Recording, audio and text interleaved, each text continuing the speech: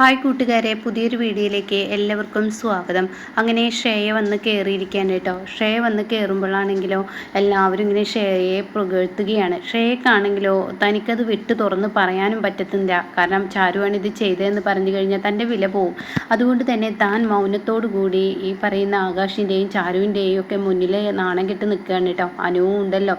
അപ്പം അനുവിന് ഇതൊട്ടും പിടിക്കുന്നില്ല. അനു പറയുന്നുണ്ട്, ഇതിന് മറുപടി ഞാൻ കൊടുക്കട്ടെ.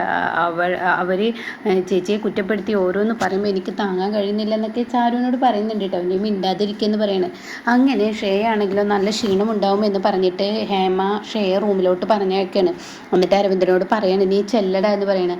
അരവിന്ദനാണെങ്കിലോ നാണത്തോട് കൂടിയിട്ട് ആ കട്ടിലിൻ്റെ ആ ഒരു കാലിൻ്റെ ആ ഭാഗത്ത് നിന്നിട്ട് പറയാണ്, ഷേയ മേഡത്തിനോട് എന്താ പറയേണ്ടതെന്ന് എനിക്കറിയില്ല. അപ്പോൾ എന്താ പ്രശ്നം എന്നിങ്ങനെ അരവിന്ദനോട് ചോദിക്കുകയാണ്. അതെ, എൻ്റെ പെങ്ങൾ അനുവിനെ ആ ചീപ്പ് പയ്യന്മാരുടെ അടുത്ത് നിന്ന് രക്ഷിച്ചതിന് എത്ര നന്ദി പറഞ്ഞാലും മതിയാവില്ല.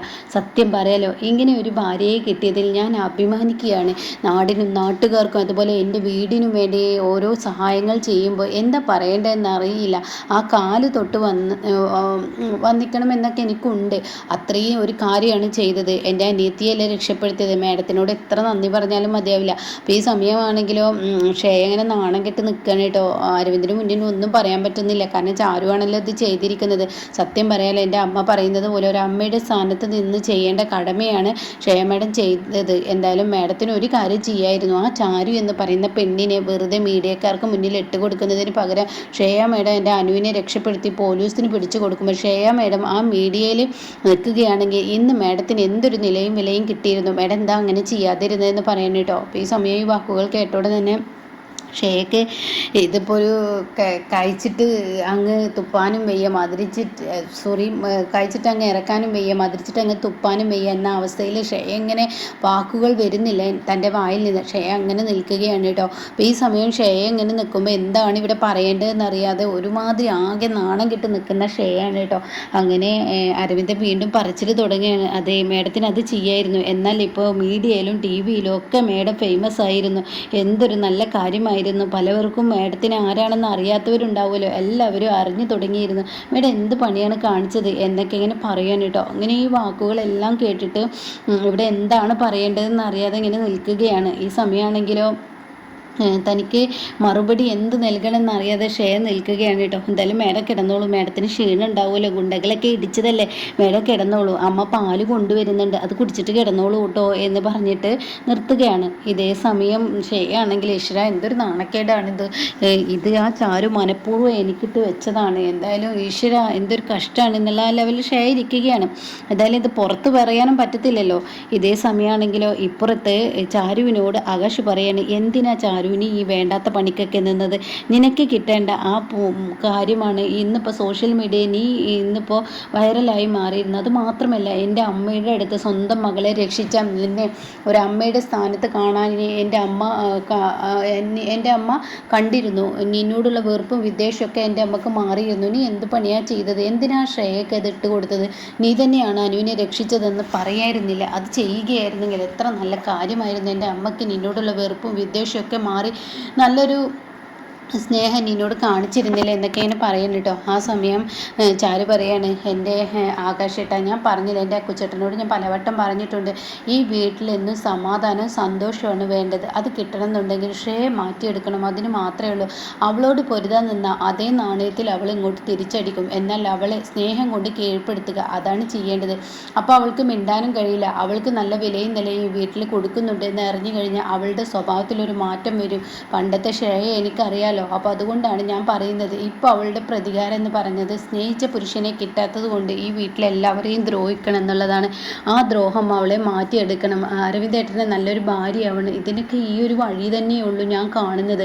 അപ്പോൾ അതുകൊണ്ടാണ് ഞാൻ ചെയ്തത്. എന്തായാലും നിൻ്റെ കണക്ക് കൂട്ടലുകൾ തെറ്റാണെന്ന് എനിക്ക് തോന്നുന്നു. ഒരിക്കലും ഇതിലോടൊന്നും അവൾ മാറത്തില്ല. അവളെ നിനക്ക് മനസ്സിലാവായിട്ടാണ്. അവളെ നീ ഒരു കാര്യം പറയുകയാണെങ്കിൽ അവളെ എന്ത് ചെയ്തു കൊടുത്താലും അവൾക്ക് നന്ദിയില്ലാത്തൊരു ജന്മമാണ് അവളുടെ സ്വന്തം കാര്യം നോക്കുന്നവളാണ്. ഇന്ന് തന്നെ ഇപ്പോൾ നീയുമായി ഞാൻ അമ്പലത്തിൽ പോവാന്ന് അറിഞ്ഞപ്പോൾ അവൾ ചെയ്ത പണി കണ്ടോ, എന്താ ചെയ്തത് എന്ന് അപ്പോഴേക്കും ചാരു ചോദിക്കുകയാണ്. അപ്പോൾ ആകാശ് പറയാണ്, അവൾ എനിക്ക് ഓവർ പണി തരികയാണ്. അപ്പോൾ ഉടൻ തന്നെ ചാരു പറയാണ് അതൊക്കെ ഒഴിവാക്കാനാണ്, മാനസികമായും ശാരീരികമായും എൻ്റെ അക്കുച്ചേട്ടനെ ഉപദ്രവിക്കുന്നുണ്ടെന്ന് എനിക്കറിയാം. അപ്പോൾ അവൾക്ക് ഒരു നല്ല മനുഷ്യ സ്വഭാവം ഉണ്ടായ അക്കുച്ചേട്ടൻ്റെ ആ ഒരു ഇതിൽ മറ്റുള്ള സ്റ്റാഫുകളെയും ഉപദ്രവിക്കുന്നുണ്ടല്ലോ. അപ്പോൾ അത് ഒഴിവാക്കാനും കൂടി അവളുടെ സ്വഭാവം മാറ്റിയെടുക്കാൻ ഞാൻ കാണുന്ന ഏക വഴി ഇതാണ്. അതൊക്കെ നിൻ്റെ തോന്നലാണ്. ഇന്നിപ്പോൾ അവൾ ഞാനുമായി നീയുമായി ഞാൻ അമ്പലത്തിൽ പോകുന്നു എന്നുള്ള സത്യം അറിഞ്ഞപ്പോൾ അവൾ എന്താ ചെയ്തത്, ആ കമ്പനി അതായത് ആ ഓഫീസിലെ എല്ലാവർക്കും അവൾ ഉഗ്രം പണി തരികയും പിന്നീട് അവരോടെല്ലാവരും ഈ ഒരു പണി ചെയ്യണമെന്ന് പറയുകയും 6 മണിക്ക് ശേഷം പോകാൻ പാടുള്ളൂ എന്ന് പറഞ്ഞു. എന്നിട്ട് ഞാൻ എൻ്റെ ഐഡിയ ഉപയോഗിച്ചാണ് ഞാൻ ഇതൊക്കെ ചെയ്തത്. ഞാൻ അവിടെ നിന്ന് നേരത്തെ ഇറങ്ങുകയും പക്ഷെ ആരോ ഒറ്റിക്കൊടുത്ത് അവൾ എന്നെ അമ്പലത്തിൽ നിന്ന് കാണുകയും പിന്നീട് ആ പ്ലാൻ പൊളിയുകയും ചെയ്തു. അപ്പോൾ ഇനി ഇതിനുള്ള പണിഷ്മെൻറ്റ് നാളെ അക്കുച്ചേട്ടന് കിട്ടില്ല എന്ന് തോന്നുന്നുണ്ടോ? ഉണ്ടായിരിക്കാം, എങ്കിലും കൂടിയിട്ട് നിൻ്റെ അരികിലോട്ട് എത്താനുള്ള ആ ഒരു വഴി ഞാൻ തിരഞ്ഞെടുത്തു. മാത്രമല്ല മറ്റുള്ള സ്റ്റാഫുകൾക്കും കൂടി ഞാൻ കാരണം പണിഷ്മെൻറ്റ് കിട്ടുമ്പോൾ എനിക്ക് വേദനയുണ്ട്, അതുകൊണ്ടാണ് ഞാനിത് ചെയ്തത് എന്നൊക്കെ ഇങ്ങനെ പറയാണ് കേട്ടോ. ഇതേ സമയം പിറ്റേ ദിവസം രാവിലെ ആവുന്ന രംഗമാണ്. അപ്പോഴേക്കും രമേഷിനോട് ഒരു കുമ്പളങ്ങ വാങ്ങിക്കൊണ്ടുവരാൻ പറഞ്ഞിരിക്കുകയാണ് കേട്ടോ. രമേഷിനാണെങ്കിൽ ഒരു കുഞ്ഞതാണ് വാങ്ങിക്കൊണ്ടുവന്നിരിക്കുന്നത്. അപ്പോൾ ഹേമ ചോദിക്കുക ഇനി എത്ര ചെറുതാടാ വാങ്ങിക്കൊണ്ടുവന്നിരിക്കുന്നത്? അപ്പോൾ എനിക്കിതാ കടയിൽ കിട്ടിയുള്ളൂ, ഒന്ന് വലുത് വാങ്ങിക്കൂടായിരുന്നില്ലേ എന്നിങ്ങനെ പറയുന്നുണ്ട്. അപ്പോൾ ആകാശ് അതുപോലെ അരവിന്ദ് എല്ലാവരും ആ കുടുംബത്തെ എല്ലാവരും ഉണ്ട്, ഷേ മാത്രമില്ല. അങ്ങനെ ഗോവിന്ദമാമയൊക്കെ ഇരിക്കുന്നുണ്ട് കേട്ടോ. അങ്ങനെ ഈ സമയം ചില്ലറ പൈസ ഉണ്ടോ എന്നിങ്ങനെ ഇവിടെ അശ്വതി ചോദിക്കുകയാണ്. അപ്പോൾ ഇല്ല എന്ന് പറയാണ്. അപ്പോഴേക്കും അരവിന്ദ് വന്നിട്ട് ഞാൻ നോക്കട്ടെ, രമേശ് ചേട്ടൻ്റെ പോക്കറ്റിൽ ചില്ലറ പൈസ ഉണ്ടാവാതെ ഇരിക്കില്ല എന്ന് പറയുമ്പോൾ അയ്യോ എൻ്റെ പോക്കറ്റിലില്ല. അപ്പോഴേക്കും രമേഷിന് ചായയൊക്കെ കൊണ്ടുവന്ന് കൊടുക്കുന്നുണ്ട് കേട്ടോ. അപ്പോൾ രമേശൻ്റെ പോക്കറ്റ് അരവിന്ദ് ചെക്ക് ചെയ്യുമ്പോൾ അതിലുണ്ട്. അപ്പോൾ രമേശൻ പറയണത് ഇത് എനിക്ക് കോഫി കുടിക്കാൻ വെച്ചതായിരുന്നു, ഞാൻ അതും എടുത്ത് കൊണ്ടുപോയോ, അതൊക്കെ തരാം എൻ്റെ രമേശ് ചേട്ടാ എന്ന് പറഞ്ഞിട്ട് അരവിന്ദൻ ആ ഒരു ഇത് എടുക്കുകയാണ്. ചില്ലറ പൈസ എടുത്തിട്ട് അശ്വതിയെ ഏൽപ്പിക്കുകയാണ്. അപ്പോഴേക്കും ഹേമ വന്നിട്ട് പറയണ അശ്വതി ഇതുവരെ നിൻ്റെ ചെയ്യൽ കഴിഞ്ഞില്ലേ, ഇതാ കഴിയാറായി അമ്മ, ഇപ്പം കഴിയുമെന്ന് പറയണ ഹേമ. ഇപ്പോൾ എൻ്റെ പൊന്നു വരും, എൻ്റെ പൊന്നു വരുമ്പോൾ എനിക്ക് ചെയ്യാനുള്ളതാന്ന് പറയുമ്പോൾ ഇവർക്കൊക്കെ ചിറി വരികയാണ്. അതായത് ആകാശ്, ബാലമാമ, ഗോവിന്ദമാമ ഇവരൊക്കെ ഇങ്ങനെ നിന്ന് ചായ കുടിക്കുകയാണ്. ആ സമയത്താണ് ഈ ഒരു കോമാളിത്തരം കാട്ടുന്നത്. അങ്ങനെ ഷേയ അങ്ങോട്ടേക്ക് ഇറങ്ങി വരികയാണ്. ഷേയ പറയണേ ഞാൻ എന്നാൽ ഓഫീസിലോട്ട് പോട്ടെ എന്ന് പറയുമ്പോൾ മോളെ നിൽക്ക്, നിനക്ക് ദൃഷ്ടിദോഷമുണ്ട്. അപ്പോൾ എന്ത് ദോഷം, അതൊക്കെ ഉണ്ട്, മിണ്ടല്ലേ എന്ന് പറഞ്ഞിട്ട് ഹേമ കുമ്പളങ്ങ വെച്ചിട്ട് അത് മൊത്തത്തിൽ ഇങ്ങനെ ഉഴിഞ്ഞെടുക്കുകയാണ് കേട്ടോ. അപ്പോൾ ഈ സമയം എന്താണ് ഇവിടെ സംഭവിക്കുന്നതെന്ന് അറിയാതെ നിൽക്കുന്ന ശ്രേയ ഹേമയോട് ചോദിക്കുക ആൻറ്റി എന്തായി ചെയ്യുന്നതൊക്കെ ഞാൻ വന്നിട്ട് പറയാമെന്ന് പറഞ്ഞിട്ട് അവിടെ നിന്ന് പോവുകയാണ്. ഇതേ സമയം അരവിന്ദനോട് ചോദിക്കുക എന്താ അരവിന്ദ ആൻറ്റി ചെയ്തത്? അതെ, എൻ്റെ ശ്രേയ മേഡത്തിന് യാതൊരു ആപത്തും ഉണ്ടാവാൻ പാടില്ല, പുറത്തൊക്കെ ഇറങ്ങുന്നതല്ലേ ശ്രേയ മേഡം, നാട്ടുകാർക്കും വീട്ടുകാർക്കും ഒരുപോലെ സഹായം ചെയ്യുന്ന ശ്രേയ മേഡത്തിന് ആരിൽ നിന്നും ഒരു ദൃഷ്ടിദോഷമോ ആരിൽ നിന്നും ഒരു ഉപദ്രവമോ ഒന്നും ഇല്ലാതിരിക്കാൻ വേണ്ടി അമ്മ ഒഴിഞ്ഞിട്ട് കൊണ്ടുപോയതാണ്. എന്തായാലും അതിൻ്റെ റിസൾട്ട് ഇപ്പോൾ കിട്ടും. അത് ഭിന്നമായി പോയിട്ടുണ്ടെങ്കിൽ തീർച്ചയായും ഒരാപത്തും കൂടാതെ ദൈവം കാത്തോളും എന്നൊക്കെ പറയുമ്പോൾ അരവിന്ദൻ്റെ ഈ വാക്കുകൾ കേൾക്കുമ്പോൾ ആകാശിന് അങ്ങ് ചിരി വരികയാണ്. ആകാശ് ചായ കുടിക്കുന്നതിനിടയ്ക്ക് ആകാശ് അങ്ങ് തുപ്പി കൊണ്ട് ചിരിക്കുകയാണ് കേട്ടോ.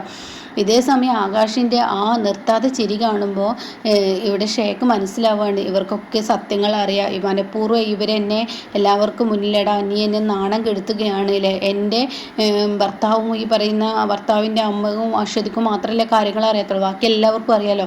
അപ്പോൾ അതുകൊണ്ട് അവർക്ക് മുന്നിൽ നാണം കെട്ട് നിൽക്കുകയാണ്. ഷേക്ക് അവിടെ നിൽക്കാൻ കഴിയുന്നില്ല. അപ്പോൾ അരവിന്ദൻ അങ്ങ് ചിരിക്കുമ്പോൾ അരവിന്ദനല്ല ആകാശി ചിരിക്കുമ്പോൾ അരവിന്ദൻ ചോദിക്കുകയാണ് നീ എന്തിനാണ് അങ്ങനെ ചിരിക്കുന്നത്? ഒന്നുമില്ല, എൻ്റെ ഏട്ടൻ ഇത്ര പൊട്ടനായി പോയല്ലോ, എന്താണ് ഞാൻ പൊട്ടത്തരം ചെയ്ത്, അല്ല നെല്ലിന് വെള്ളം തെളിക്കും അത് ഫുള്ള് എൻ്റെ ഏട്ടൻ കുടിക്കുക, അങ്ങനെയൊക്കെയുള്ള പഴഞ്ചൊല്ലുകൾ ഇങ്ങനെ പറയുകയാണ്. അങ്ങനെ പഴഞ്ചൊല്ല് പറയുകയാണെങ്കിൽ പലതും എനിക്ക് പറയാനുണ്ടടാ, നെയ്യപ്പം ചുട്ട കഥ അങ്ങനെയൊക്കെയുള്ളതൊക്കെ പറയാണ് കേട്ടോ. അപ്പോൾ ഈ സമയം നീ ഇങ്ങനെ കഥ പറഞ്ഞിരിക്കത്തേ ഉള്ളൂ, നിനക്ക് പഴഞ്ചൊല്ല് പോലും നേരാവണ്ണം അറിയത്തില്ല എന്നൊക്കെ ഇങ്ങനെ പറഞ്ഞ് വീണ്ടും അരവിന്ദൻ ചിരിക്കാനായിട്ടോ. അപ്പോഴാണ് ഹേമ അങ്ങോട്ടേക്ക് വരുന്നത്. എൻ്റെ പൊന്നെ, നിൻ്റെ ദൃഷ്ടിദോഷമൊക്കെ മാറിയിരിക്കുന്ന ആ കുമ്പളങ്ങയുണ്ടല്ലോ ഭിന്നമായി പോയി, എൻ്റെ മോൾക്ക് ഇനി ആരുടെ കണ്ണും തട്ടില്ല എന്നൊക്കെ ഇങ്ങനെ പറയുമ്പോൾ വീണ്ടും അരവിന്ദൻ്റെ ഹേമയുടെ വാക്ക് കേട്ടോ ഹേമക്ക് ആകാശിന് ചിരി വരികയാണ് കേട്ടോ. ആകാശ് വീണ്ടും ചിരിക്കുകയാണ്. അപ്പോൾ ചാരു പറയണം, ഒന്ന് നിർത്തിക്കേ, എന്തിനാ ഇങ്ങനെ ചിരിക്കുന്നത്, നിർത്ത്, അവൾക്ക് ദേഷ്യം വരും എന്നിങ്ങനെ പറയുന്നുണ്ട്. എൻ്റെ ചാരു ചിരിക്കാതിരിക്കാൻ പറ്റത്തില്ല. അപ്പോൾ ബാലമാമയും ചിരിക്കുകയാണ് കേട്ടോ, ഗോവിന്ദമാമയും ചിരിക്കുകയാണ്, അനുവും ചിരിക്കുകയാണ്. യഥാർത്ഥത്തിൽ ചെയ്തത് ഈ ദൃഷ്ടിദോഷമൊക്കെ മാറുന്നത് ഈ പറയുന്ന ചാരുവിനാണ്. ചാരു ഒരു ഗുണ്ടയെ പോലെ നിന്ന് എല്ലാവരെയും അടിച്ച് താഴ്ത്തി അനുവിനെ രക്ഷിച്ചത് ചാരു ആണല്ലോ.